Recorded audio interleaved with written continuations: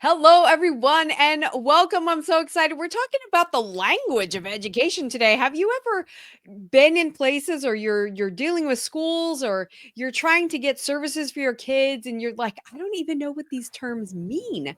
Well, Kim Fields is here with us today to talk about what those terms are, really some essential ones, and why we need to know them. Right. So this is really important because a lot of parents can feel lost. I talk with parents every single day and they're like, "Oh, I don't know, the teacher was asking us about some kind of program, an IE something or other or a 5 something." And it's important to know these things because each comes with a different set of Mhm. rules per se, or like services, and it also helps us understand the world of education so that when we see things like this, we can actually interact, because you'll see it sometimes even on homeschooling curriculums. You'll see, what is the term, accredited mean? What is all these things? And that's one of the hot topics for education, for homeschooling, for sure, is the accreditation. Everybody Accreditation. some big hoo-ha, and it's actually not. But we'll talk about that later. Kim knows about that. She is Yes. super amazing, you guys. She is not only a very, very, very experienced teacher at the collegiate level and working with kids, but she also works with parents too, helping them to understand this language of education and how to advocate for their kids. You guys, it's a lot of times, it's not just homeschoolers. A lot of times parents that are in public school have no idea what's going on, or the language, or all these forms and the documents and the things that have to happen, and it's very confusing. So in order to best advocate for our kids and get them the best for what they need for the individual needs, then we need to know that language. And Kim is so great at really empowering parents in this way. And I love what she says is like, learn it and activate, right? Or learn Yes. it and become an activist for your kid. I love that. She's so amazing. So Kim, welcome, welcome. Thank you for joining us today. I'm so excited that you're here. I'm so excited that you reached out and we could connect, because man, we have a lot in common for We sure. do have a lot in common, and thank you for inviting me. I'm so excited to be here. I mean, when you and I get together, we just talk education Right. and all the impacts and implications of it. It is great. I love it. So thanks for having me here. Absolutely. It's teacher talk, man. Don't get around teachers, because then it goes all in the teacher talk. That's right. We can Yeah, go. exactly. Exactly. Yeah. So, Kim, can you share with us a little bit about just your background and why it's so important for you? Do you think that, why are you so passionate about this, getting the language of education out to parents? Well, a little bit about my background is that, I was in technology for over 25 years in corporate America. Then I had kids in the public school system. Hmm. Daughter went through pretty smoothly, not too many bumps along the way. And then my son entered. And the experiences that I had with him led me back to graduate school to get a doctorate in education to find out what is going on with these teachers. Oh, and I found out because I took a class and several classes with them. So I said, there's a whole new world here that's being taught that I had no exposure to as a parent with a child and two children actually in the public education system. So once I learned what it was they were learning and the terms they were using, I said, oh, now I can speak their language. It's like going to a financial planner or someone with money. You've got to speak the language for them to understand. That's why I'm big on parents knowing what these terms are that they hear thrown around. You'll sit in a meeting with a staff member, a teacher, a principal, and they are rattling off three-letter words that you're sitting like a deer with, in the headlights, right? So understanding what those terms are is very important because then you understand what they're saying about you, your family, your culture, your child, his or her academic progress. All of that is contained within that language that I call jargon. Mhm. It is jargon, isn't it? And boy, just like any real government agency, they love their acronyms. So They there got are to have them. acronyms about everything. And it is Everything. so funny if you like we're having our teacher talk and we're throwing around these things, but you have to know what those are in order to really advocate for your child. So I love Yes. that we are doing that. And if for homeschoolers specifically, what do you Mhm. think the advantage is for homeschoolers to know these terms? Well, again, they interact with the public school system. Mhm. They'll get documents or emails or standards that have these terms in them. Homeschoolers need to know it as well. And additionally, some homeschoolers will leave the homeschool environment to go into the public school system. Right? And when they do that, the parents need to be aware of what those terms are if their children are placed in different programs. So, homeschoolers need it, parents, kids at a certain age need to know what these terms mean. So, it impacts and applies to everyone. I completely agree. Yeah. And just knowing that when you're pulling a kid out of school, I always say you want to make sure that you request their records, right? Well, the records Yes. in California are called a cum file, a Mhm. cum file, CUM. Mhm. cumulative file, right? So Mhm. and you don't have to know those terms in order to request them, but it does help. It It does does. help so that you know exactly and they know, okay, you're asking for this specific thing and you know what you're talking about, so they feel good about that too. Yes. Yes. Yes. They in fact, in one meeting that I had with my son when I was rattling the terms as they they were surprised, number 1. And I got their attention, number 2. Like, "Oh, okay, Right. we can't keep shooting these words over this person's head. She actually understands what we're saying." So there are advantages to Yeah. knowing what the terms are. Absolutely, absolutely. Mhm.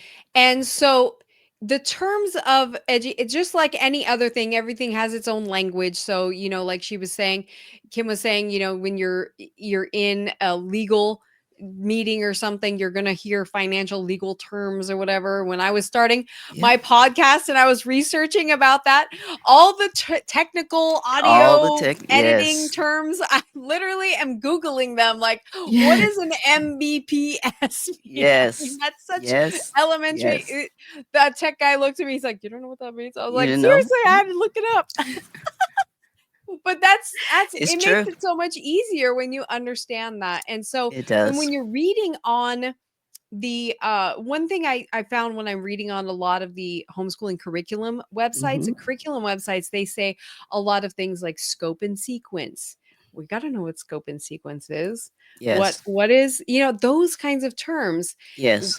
It makes a difference for us to understand a scope and sequence is basically an outline of Yes. skills. It's just basically when it's going to happen, where, right? Yes.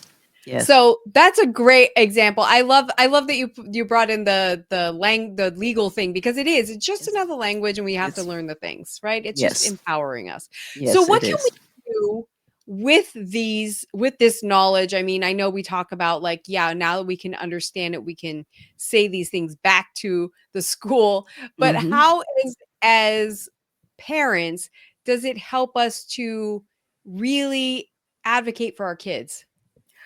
Well, I think knowing the terms, you also acknowledge your rights, I right? love that. So it opens the door for you to not really demand, but to request services, um, specialized programs, or aids, whatever is required, because the terms, in my mind, open the door for parent rights. I Those are completely correlated. 100% agree. Yeah. That is so true because if you don't know, I hear parents talking in Facebook groups about, "Hey, is there any indication anywhere where they lay out like what they need to learn when?" Yeah. Those are Yeah. called standards, Standards. right? But if you Yes. don't know that, then they're like, "I don't even know what the word is called," and that Yes. makes a difference. And then knowing that you have what you have available to you with an IEP versus a Yes. 504 Yes. versus whatever, right? Those things are important to make sure that you have those services available for your child. Correct. Otherwise, you wouldn't even know that you had rights to them. Yeah, So, and a lot of places with charter schools, and I know in California we have charter schools, Florida it's like umbrella schools. There's a lot of mm-hmm. different terms for it, but those publicly funded schools for homeschoolers have services, Yes, but they use all the language of that's education. correct. That's correct. Yeah. So, So, what are some of those things that we need to know? well, What are a one that few? we've already been talking about, IEP, Individualized Education Program.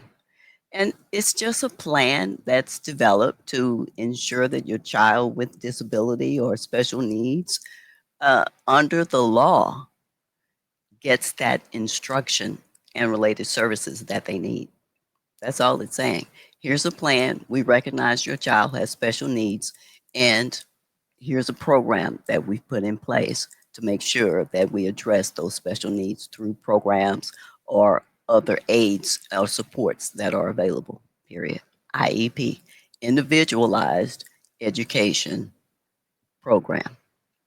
And the other one that goes in relation to that, at least That in California, I know that a lot of other states have the same, but it's the 504, right? 504. Okay. 504 is a little different than the IEP.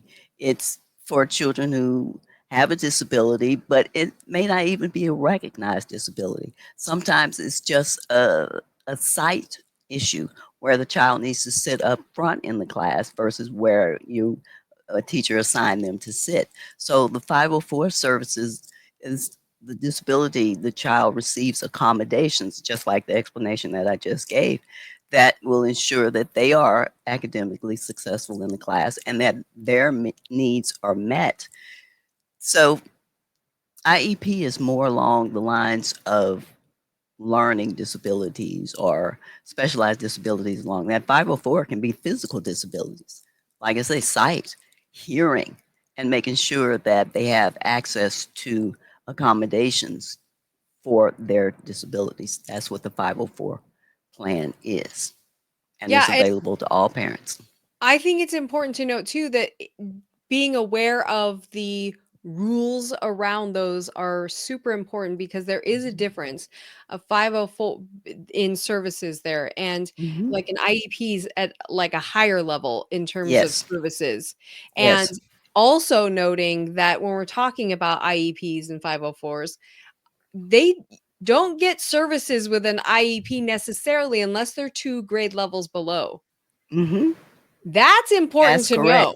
Yes, yes, yes. And a lot of parents are unaware of the 504 as it applies to children across all age and grade levels, right? Because some think that 504 doesn't apply to them. Well, it's just a hearing. They're okay. No, you're entitled to 504 services for that. Doesn't mean that they need an individualized education plan, but they just need accommodation for physical disabilities usually. Yeah. Yeah, it's usually some sort of accommodation, so it's not Hmm. necessarily like a pull-out service No. necessarily, but it Mm-mm. would be something where you would get some, like, front seating or, Yes. something train you could look at somebody's notes friend next to you or what something like Yes. that.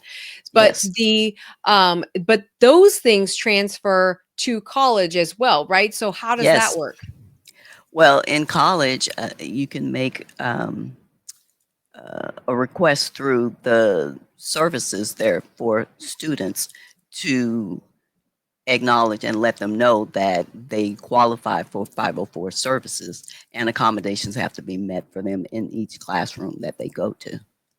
Yeah. And it's quite a bit, right? I mean, it's kind of amazing. It is excellent. It gives access to children who may not have thought they could go to college.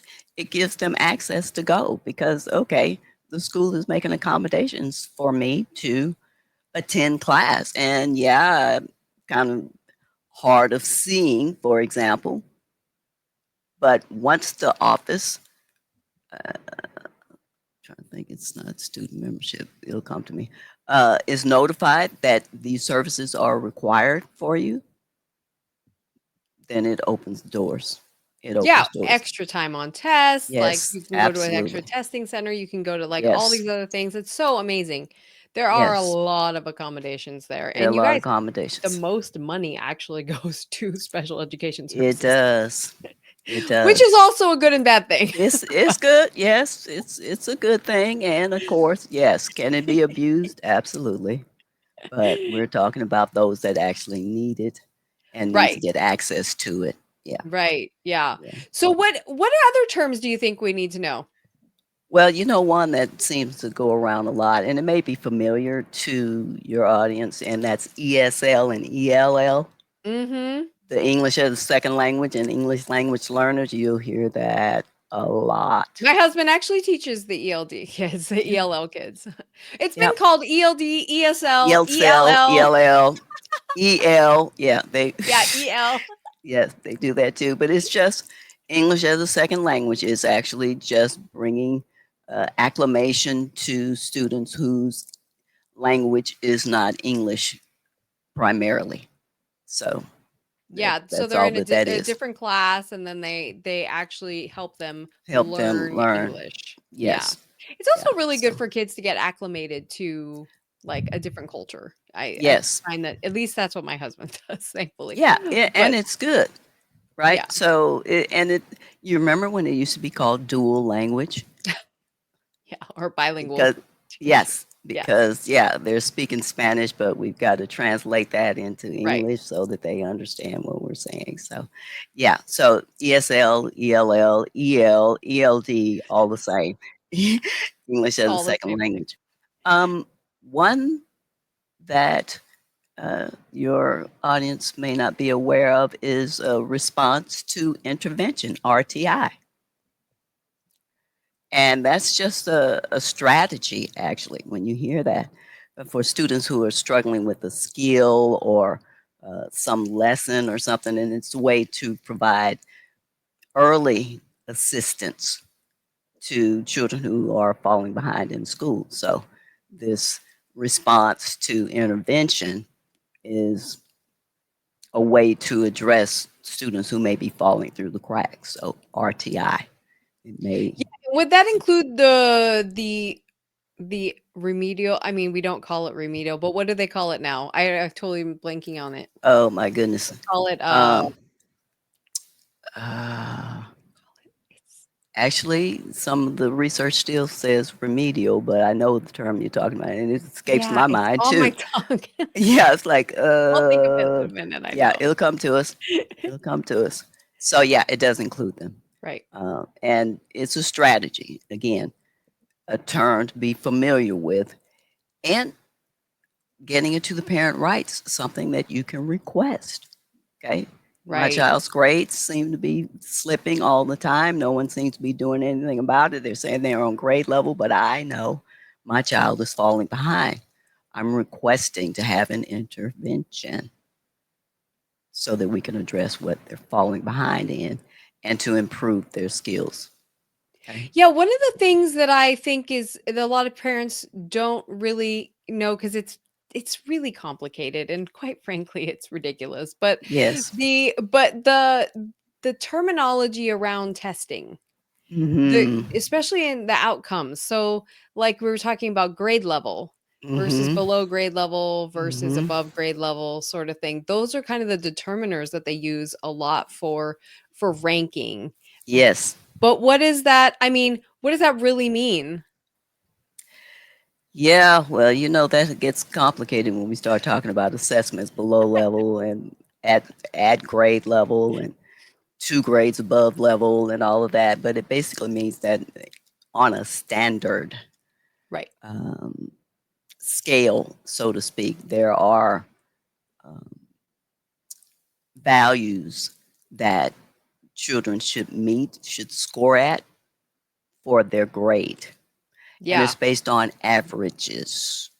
That's what it is. So, Yeah, and the whoever designs the test, because I've been on those committees where we're designing standardized tests, and hmm it's very, hmm very arbitrary. It's yes, very, yes, yes. yeah, So when you talk about averages, we're talking about someone above, someone at, someone below. Then you Yeah. average that out. So, and that was another term that I was getting ready to go into Oh, go for is it. common core. How many Woo! times have you heard common core? It's common core. This is part of the common core. Yes, it is. What does that mean? Okay. Common Core is just a set of high quality standards in math and English language arts that says that students who graduate from high school should meet these standards so that they're ready to move on to college or career after graduation. Now, these standards have been in place for at least 100 years. They just get renamed. Every president stands on their grandstand about improving standards, making more accountability with standards. But basically, it's just a way to ensure that students meet grade level requirements in math and English as part of their graduation requirements. Yeah, and that's something to know too. I feel like this is important for us to say that about every so my mom is a retired educator. My Mhm. husband is almost like he's been in over 27, 28 years now. Mhm. And so I taught as well. And about we've noticed about every 10, right? Every 10 years or so, they Yes, reinvent a reinvent it. program Yes, that is the same exact thing we've always it's done. always been It's the same, correct. just different It's a purpose. rename. Yes, new and improved. Newly Yes, improved, like, the No same Child thing. Left Behind, and then there was Yes, Obama's version, and then there was Nickelby. They had ECA. We had uh, every student succeed. We've had a lot. which Yes, really, for all of us educators are we call it Every Child Left Behind every child left because behind. it's Correct. Yeah. not really that effective, but It isn't, but like I said, they get on the grandstand and said, "Hey, we're doing something about education, and by golly, we've got it down we're now. We're doing having something. older standards now. We're harder, and we got into a lot of school closures though under Yes. Nickelby Yeah. because schools Well, we're weren't in that meeting the right now, requirements. especially in California too, with the loss of population and things like Hmm. that. And there's a lot of Hmm. school closures happening. Yeah. But which is also then brings up I feel like it just brings us to accreditation. Can you talk about accreditation real quick and just because I feel like that's the most Uh, misused word in education. yeah, and it applies so much across the board, right? So Right. at my level of teaching, accreditation was a big deal in college, right? So Right. you had to meet the standards of whatever the accrediting body is and go through that whole audit process to make sure that you were meeting those standards and continuing to do so. Now, in the K-12 arena, the standards are the same type of body, except that they apply to K-12 education. The accrediting bodies on that, yeah, they come up with their Yeah. list and yeah, they keep after it. But here's my question when I see accreditation for K-12. What's the application? We're comparing schools to schools, right? Yep. It's not like at the college level where, you're an A1 research university versus a liberal arts college. Those are two different things. Aren't K-12 schools K-12 schools? What and this is just my thinking out loud here on your podcast, but what was the reasoning behind accreditation for K-12? Yeah. I don't see a differentiation Agreed. between schools. No, there isn't, and I don't know if you've been through this at the college level, but at the K-12 level, literally, our accreditation body was called WASC, and I don't even remember Yes, what it stands WASC for, WASC applies but at college. what oh, does it? Okay, Mhm. so the WASC year was the worst year ever because it meant so many more meetings, and all we did Mhm. was fill out these papers. We had to put all these agreements and standards and everything down, and it was a teacher was taken out of the classroom to do this as her whole job Oh because you had to put all my. this paperwork together and put reports and everything, and then nobody thought about it again ever. That was Well, until the and next that's the time it way it came is. around. Yes, that's correct. Now that cycle applies in college as well because you go through all of this activity for the WASC or for the California standard something for accreditation. And once that whole process is over, okay, well, we're done. Let's swipe the sweat from our brows Right? and let's move on. Like, what have we accomplished? I'm still unsure. But somehow, when you pass that audit, you're okay. You're You've gotten accredited. that And stamp guess of what? Some approval. of them Yes, don't. I know. Some of them don't. So guess what? There are public schools that don't, and even some private, I would imagine, that don't actually pass accreditation. Accreditation. And so when we look at curriculums for homeschool curriculum, oh, I want something accredited. I want something that counts. It doesn't, that just take it off the board.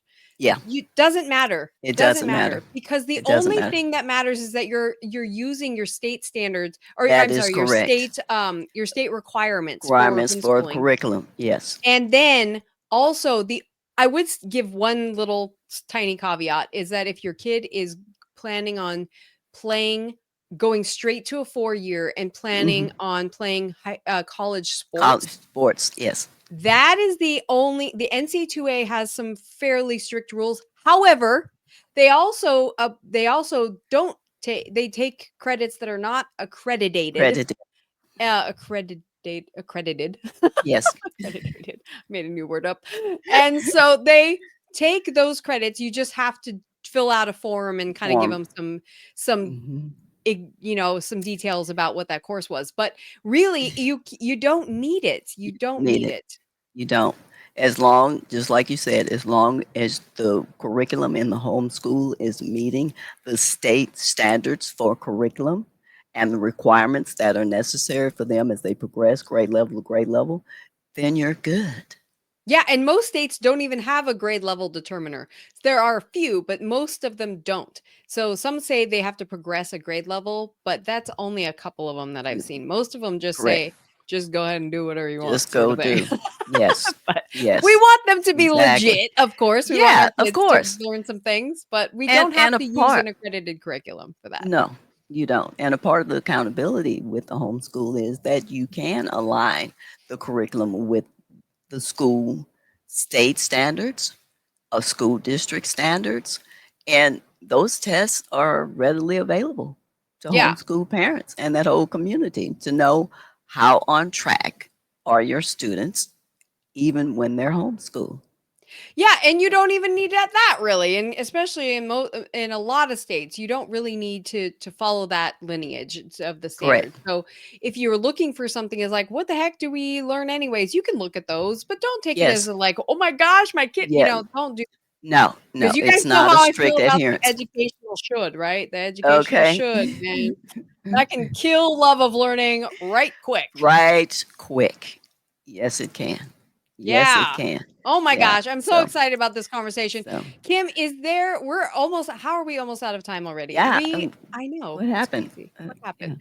But how do we get to know these terms if we don't know them? Well, Or like other terms that we haven't talked about today? yeah, there are a number of other terms. Now, I do have a handout, a little list that your audience can get access to called the 24 Common Educational Terms slash jargon that parents need to know. And that's available. You can just hit me up with a DM on Instagram at liberation underscore through underscore education. Send me a message with the word list, and I'll shoot that list out to you. Absolutely. And we'll Yeah. also make it available in the show notes and things like that Mhm. too for you guys. So Mhm. I'm super excited about this because this is something that's empowering. This is something It where you is. feel like, man, you can go into those meetings. I know what I'm Yes. talking about. I know what I'm talking about. Let's go. Bring it on. Yeah, exactly. See how Kim and I, we're like this. We're like that. We're on track. We're on track. I love it. Yes. Oh, amazing. Okay, so you guys, I want you to get in touch with Kim and get this lead magnet too. Like I said, I will put the link for it also in all the places where we have this podcast on YouTube and Great. Facebook group and in our actual podcast, Homeschool Success. Hmm. So make sure that you get that, and then if you have questions, contact Kim because Yes. this is what she Reach does. out. So it's super Reach amazing. out. And hey, man, we need people like you in the world because we need to make sure that parents are empowered to take care Yes. of their kids because Yes. we all know the biggest thing that schools and anybody really will respond to is when you are a little bit loud, That's respectfully, correct. but a That's little bit correct. loud. Yeah. Yes. Always, always. So, okay, you Always. guys, I know that this has been super helpful for you, super helpful for everyone out there who's transitioning out of school, still in Mhm. school, or are starting to homeschool and just looking for where to go and what language we need to speak. So, there's Yes. a whole nother language for college and all that stuff, and we Oh, can talk yes. about that more. But I know Kim's a good resource for that too. So, thank you, Kim, so much for Thank sharing with us you. today. I can't This has believe been our time great. is already up, I but know. man, good It's been stuff. great. Yes. I learned a lot, and hopefully, I shared some things that your audience will definitely cater to and say, yeah, I need that because I'm tired of folks speaking over my head and I have no idea what they're saying. So, Well, I feel like this is a conversation that's been a long time coming. I feel like yeah. this is a message that really needs to get out. So I am super happy to help you guys with that and to allow you access to the amazing Kim Fields. So thank you very much, you guys. I will see you guys again next week with some more awesome info. Bye bye.